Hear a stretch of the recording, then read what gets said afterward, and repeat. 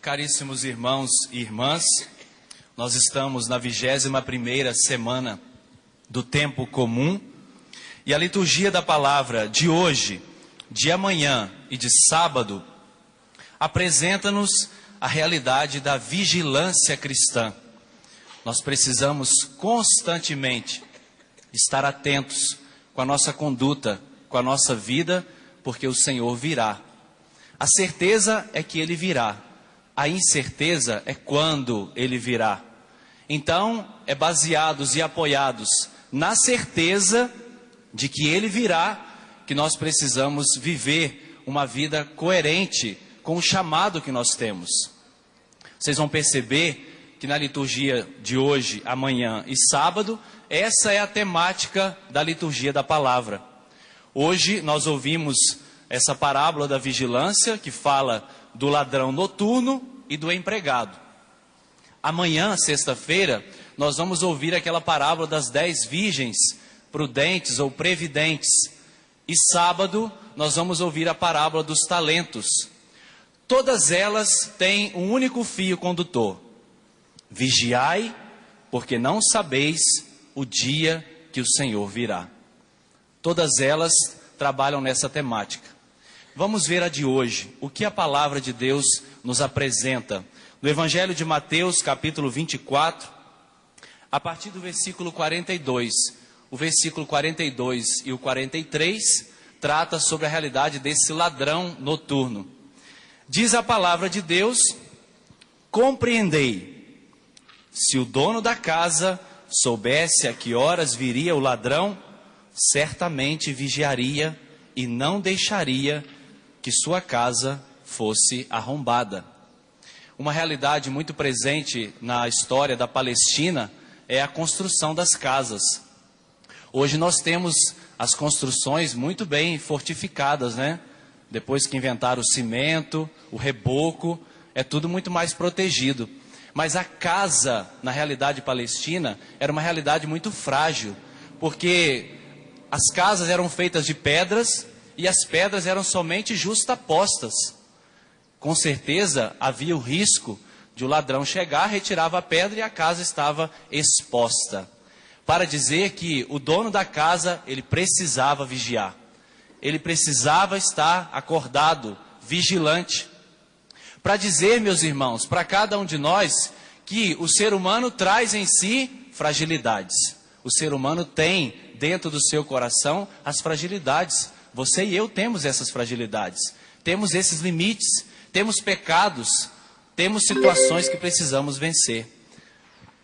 Essa casa aqui, na palavra de Deus, representa a nossa vida, o nosso coração, a nossa espiritualidade, a nossa experiência de Deus, a nossa comunhão com os irmãos, a nossa família. Nós precisamos vigiar sobre essas realidades, porque elas são frágeis, elas precisam de vigilância.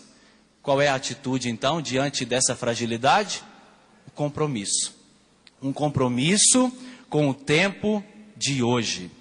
Porque, como eu falei, nós não temos a data, a certeza de quando o Senhor virá. Isso é uma realidade do futuro. Nós não temos ainda. Nós temos o hoje. Acolher o hoje como um presente de Deus, acolher o hoje como dom de Deus.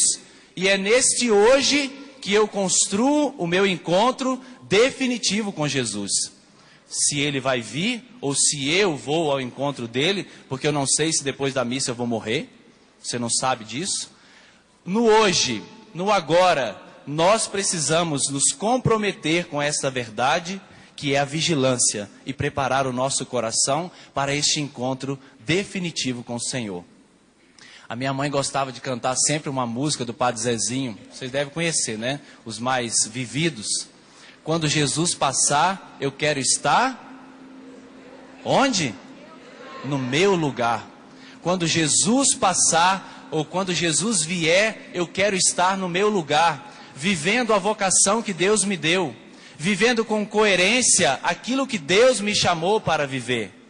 Eu não posso ficar olhando para o alto e dizer: será que Ele vem? Será que é hoje? Será que é amanhã? Não, mas eu e você precisamos olhar sim mas para dentro do nosso coração. Não interrogar, mas afirmar: Jesus virá. O Senhor virá com certeza. Ele vai voltar. E eu não posso adiar a minha conversão. Eu não posso adiar a minha mudança de vida. Eu não posso esperar amanhã para deixar a vida velha para trás. Eu preciso assumir no hoje, no agora, neste dia que é dom de Deus. Eu preciso assumir a minha caminhada de seguimento radical a Jesus. Esta é a primeira parábola do evangelho de hoje, deste ladrão. Vigiai a sua casa, porque ela é frágil. Tome cuidado, porque você também precisa perceber que o ladrão pode entrar. E você tem que estar vigilante. A segunda parábola que o evangelho nos narra hoje, a partir do versículo 44 até o versículo 51, é a realidade do empregado. Vocês ouviram muito bem, a partir do versículo 44, que o Senhor traz essa realidade do empregado. A primeira coisa que me chamou a atenção: qual empregado fiel e prudente que o Senhor colocou como responsável? Olha só, este empregado, ele recebeu um prêmio. Ele foi colocado como responsável. Ele está à frente. Ele está tomando conta. Isso fala de discipulado, meus irmãos. Isso fala de cada um de nós. Porque o Senhor acredita em nós. Deus, Ele acredita em nós. Deus, Ele confia em nós. E Ele precisa de nós. Na verdade, Ele não precisa. Ele quis precisar de nós. Nós também somos esses responsáveis. Esses empregados que o Senhor colocou para vigiar. Vigiar, quem sabe, a casa da sua família. Vigiar aquelas pessoas que convivem com você no seu ambiente de trabalho. O Senhor confia em nós. Depois, a partir do versículo 46, o elogio que é feito a esse empregado. Feliz o empregado cujo Senhor o encontrar agindo assim quando voltar. Ou seja, o Senhor está falando no versículo 46 de uma coerência no discipulado. Coerência de vida, autenticidade, viver uma vida coerente com aquilo que é o Evangelho. E aí essa coerência aqui, a partir daquilo que é comunitário, se torna pessoal, se torna individual. Eu não posso ficar pensando: mas o fulano não vive. O ciclano não assume nada.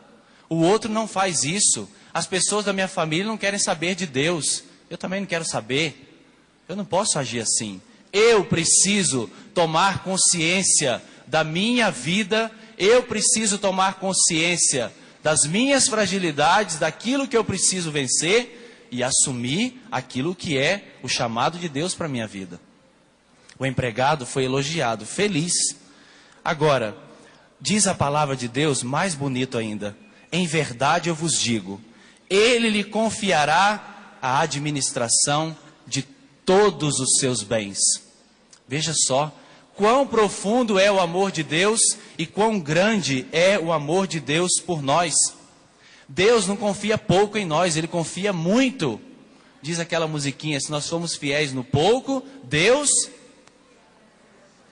como que Ele vai confiar mais se você não é fiel naquilo que Ele te dá hoje?